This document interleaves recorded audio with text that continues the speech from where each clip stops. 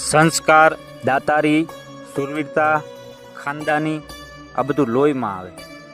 એના માટે એક લોક સાહિત્યનો દુહો છે કે શૂરવીરતા અને સજન તણા જો હાટે વેચાતા હોત તો ધોળત લેવા ધન પચી કોઈ નાણું ખર્ચી નટવત.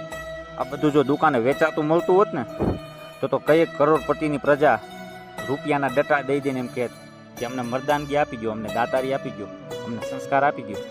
એ તો લોહીમાં આવે, એના ક્યાંય વાવેતર ન હોય.